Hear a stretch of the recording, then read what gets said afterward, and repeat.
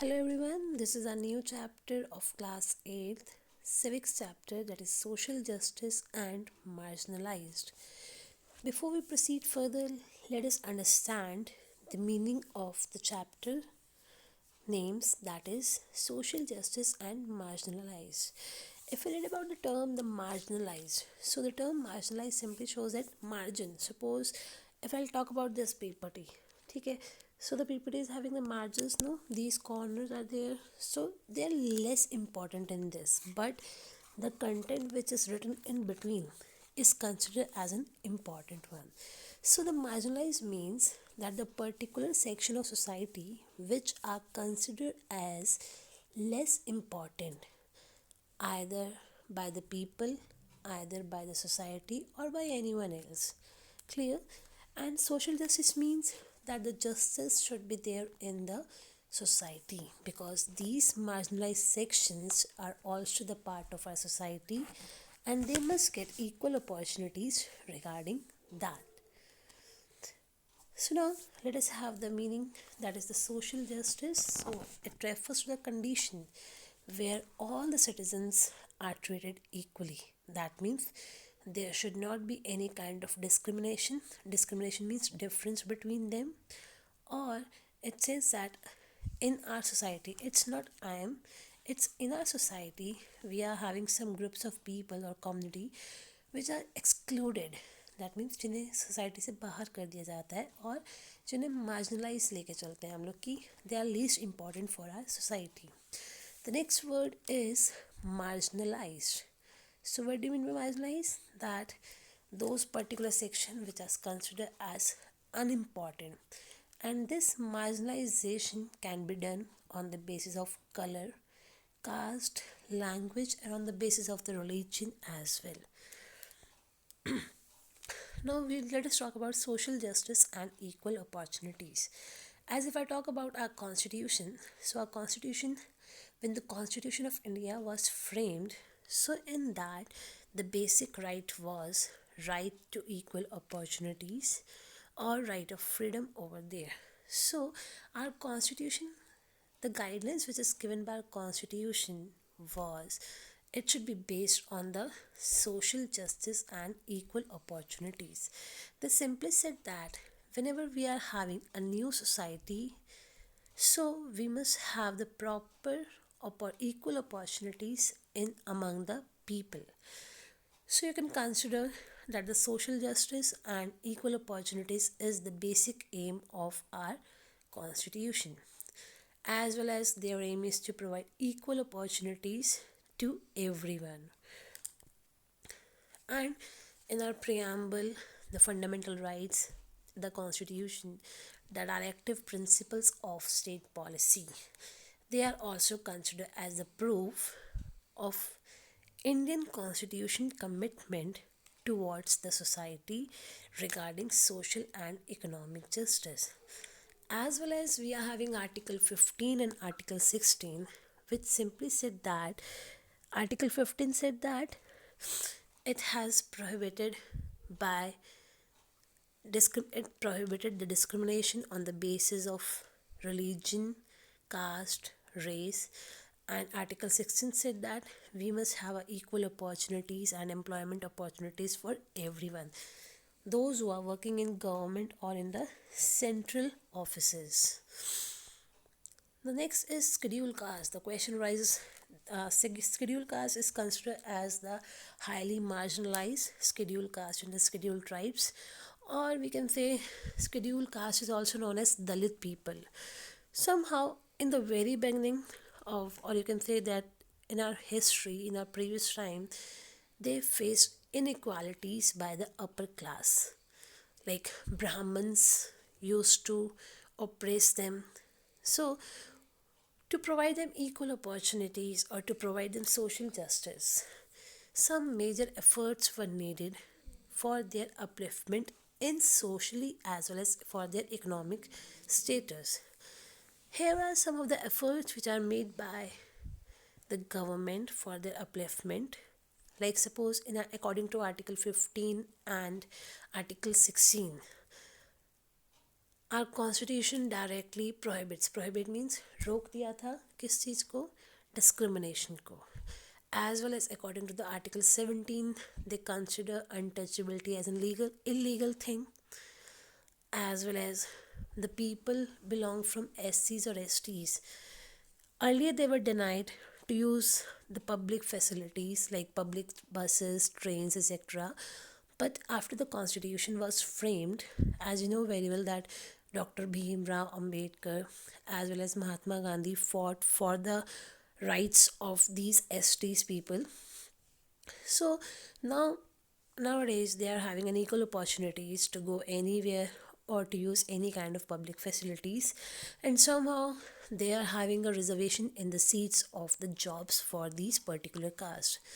Same situations were there for the STs, that means scheduled tribes.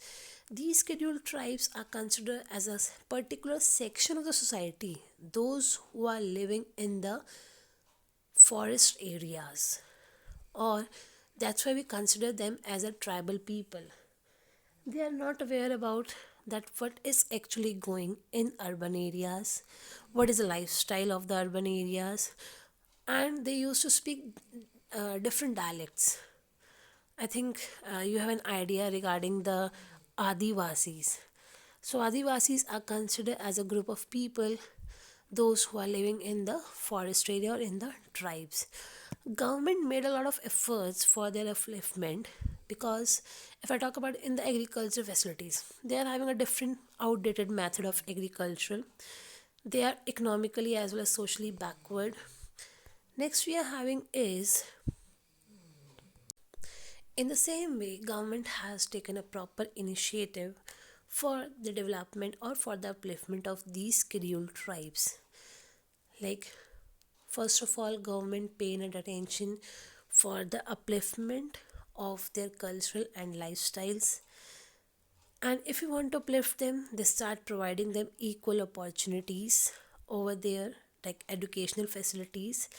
And one committee was formed which was named as a tribal advisory committee, so that they can able to look after that in particular area. Like suppose in the Chhattisgarh we are having a tribal people, so this advisory committee used to look after the tribal society of Chhattisgarh. Clear? So in various areas the society was framed, committee was framed, so that they can able to look after the different requirements or needs of the tribal people. The next is OBCs, that means other backward classes. OBCs are considered as those castes which are socially and educationally backward class, and they're just considered as socially and backward by the government. They have given a lot of opportunities by the government so that they can able to improve their economic condition. And I think you know very well that we are having a different caste over there, like general, OBCs, then SCs and STs. So OBC is one of the caste over here. Various government schemes launched for the people of OBCs, such as they just get a free examination, free coaching for the examination for the various competitive exams as well. There are free facilities of hostel for the boys and girls, those who belong from the OBC caste. Apart from that, some financial help used to provide them on the basis of scholarship, as well as in the government jobs.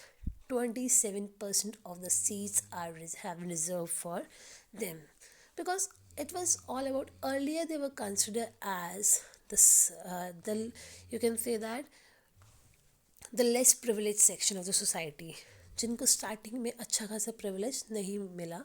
That's why government took these initiative steps for their upliftment. The next is some of the efforts were made for the upliftment of the women as well, because women were also considered as the marginalized group. Because if you remember, or if you just come to know that nowadays somehow the condition of the women are fine, girl child is fine, conditions are fine over here, but earlier people only want to boys in their family, to have boys in their family. The women were not having proper educational facilities or opportunities. Clear? So to provide them or to develop the standard of a woman, some of the steps have been taken over here. Like according to the Article 15, equal status and some special provisions were made. According to Article 39D, equal pay for equal work. Because sometime it used to happen, suppose the boy and a girl is having a same qualification and they both are working at the same level. So generally what used to happen, that the boys are getting higher salaries whereas girls are getting low salaries. So to remove all these things, thus this Article 39D has been launched by the government, where equal wages for equal work should be given.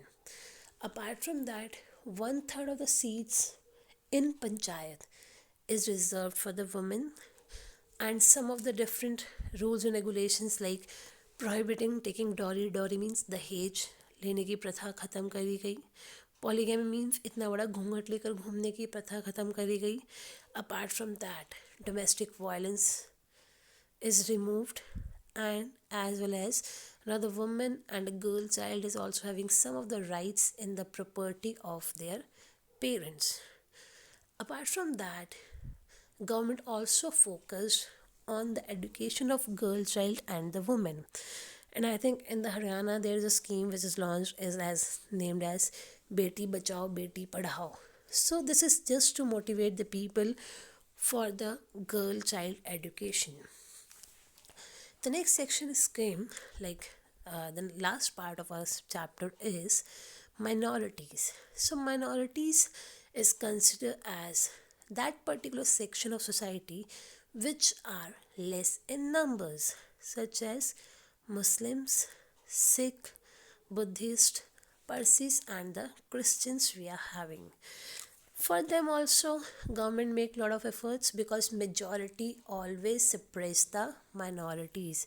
जो भी majority में ज़्यादा number में लोग होंगे वो minority section को दबाने की कोशिश करते हैं. Clear? So in that particular way our constitution guaranteed that minorities must have the right that they can practice their religion and preserve their cultures. Like if I talk about the Saudi Arabia, there people were not having any kind of rights to follow their religion. So which shows that minorities are suppressed over here. Clear? So next step which is taken by the government is to improve the social and economic conditions of the minority. You can see that in SCs, STs, OBCs and in our women, some of the steps for the upliftment are same. The schemes which have been launched by the government are like Sikho or Kammao, Ustad scheme was there, Nai Roshni was there. These are the name of a few schemes which was launched by the government for the upliftment or to provide them employment opportunities. Apart from this, some scholarship schemes, their educational facilities were also given importance by the government so that they can able to uplift their standard of living and their economic conditions. And at last, if I talk about the conclusion, or I should conclude this particular chapter. So it simply says that the Constitution of India helped the minority section or the marginalized group in many other ways, but somehow these things are properly not implemented over here. The reason being few people break the laws or they just don't want to follow the laws.